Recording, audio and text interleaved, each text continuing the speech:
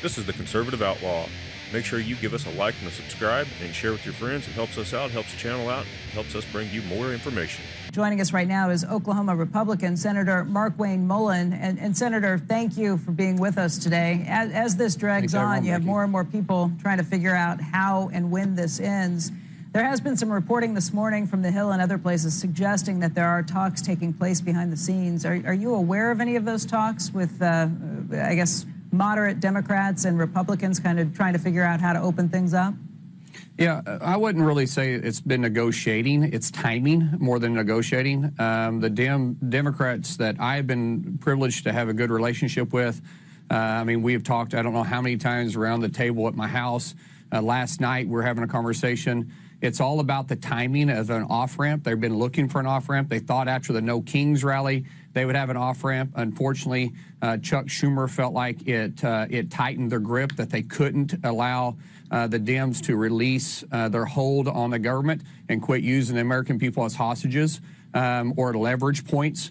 And so they wanted to wait until after today because they were afraid if they opened the government up before today, that their base wouldn't show up and vote in Virginia and New Jersey, where we have tight elections. And of course, you have your, as you guys been referring to, your interesting mayor, as I like to refer to as your communist mayor, that's going to run the great city of New York.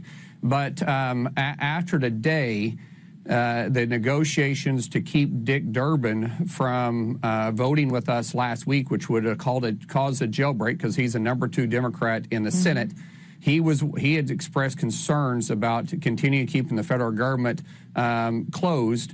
The conversations that took place in a long conference was, if you'll wait until after Tuesday, he will release everybody and allow them to vote the way they want to. So that's why I have said it very bullishly last week and all weekend, is that, Becky, we're going to probably start negotiations tomorrow with the Democrats claiming victory or claiming the high road. I don't know what they're going to say. I can't discuss what, or can't predict what they're going to say, but either way, we'll probably have the vote in the Senate either tomorrow night or Thursday. Then the House has got to come back because we're going to have to make some changes to it. We've got to change the date, and there's discussions about maybe putting 3 appropriation bills on the CR2.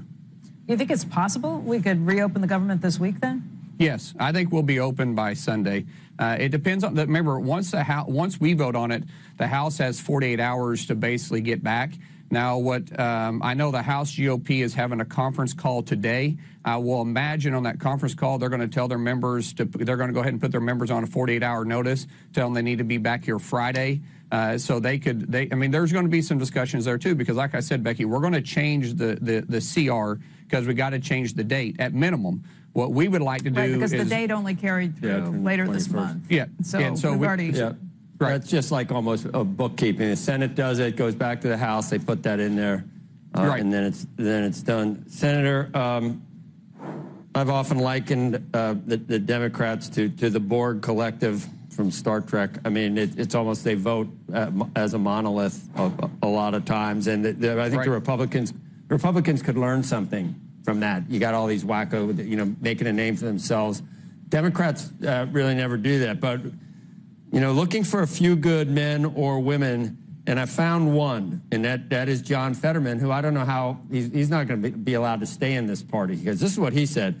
I feel like the Democrats really need to own the shutdown. I mean, we're shutting it down. We need to find a way forward. I do believe we can get these kind of tax credits, but this is the wrong tactic.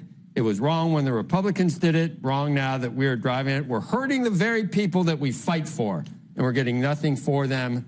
We continue to keep the government shut down. This is wrong. And all he's doing is just saying factually. I mean, I watch Hakeem Jeffries, what he says. None of what he's saying about this is in the real world. It's at best, it's distortion and dissembling and untruths. So I don't know what you do. Well, Joe, if you listen to Chuck Schumer, the leader of the Senate and of the Democrat Senate, and Hakeem Jeffries, leader of the House Democrats, they both talk just out. I mean, 100% talking points that are not mistruths, they're 100% lies. What John Fetterman is doing is just telling the truth, but the guy is a very independent thinker. I mean, think about it. Look at the way he dresses. He walks to his own drum. He's unapologetic. He and I became pretty close acquaintance during our orientation. And we've kind of maintained that relationship. I wouldn't say we're friends, but we definitely have a good working relationship. And the guy he just says the truth. I mean, what's on his heart, he feels it. And we all respect that. And who would have thought, as tough as that race was in Pennsylvania, that John Fetterman would be the voice of reason he's a grand in the total Democrat of Party. ones. That's Right. the whole point. Just by speaking what the actual truth, he's a grand total of one. I mean, you don't have to be a crazy hoodie-wearing, like, rebel. Where are the rest of them? Where's Warner? And apparently waiting for Durbin to release them. That's right. Senator, Yeah, but that's what Becky, you think is actually going to happen, that after today they'll be released and you will Yes. quickly see a bunch of people that flood over? They almost left last week because they're just upset. Listen, everybody flew home this weekend and came back today. We were all avoiding connections because we couldn't go through a hub because the connections were being delayed, the flights were being delayed. And who blames TSA workers for taking personal time off so they can go earn some income? Who blames the air traffic controllers for taking some personal time off so they can go earn some income? They've been without a paycheck for a month now. It is ridiculous. Right. You can't expect people to work without a paycheck and to put That's up right. with shenanigans by any stretch of this. But man, is there going to be some soul searching after all of this? Like, how do we prevent this from happening again? This is stupid theater. Well, we have to, yes, we've got to seriously take a look at how to prevent future shutdowns. There's got to be a trigger that takes place. I'm not for getting rid of the filibuster as a whole, but maybe there's some triggers after 10 days, Becky, that if the government is shut down for more than 10 days, that there's some small concessions that put in place to reopen the essential part of the government and get these people paid. And until that Congress can work out their differences, there needs to be serious conversations moving forward, because when parties are using the American people as quote leverage, that's what the Democrat Party leadership has said for the last 35 days.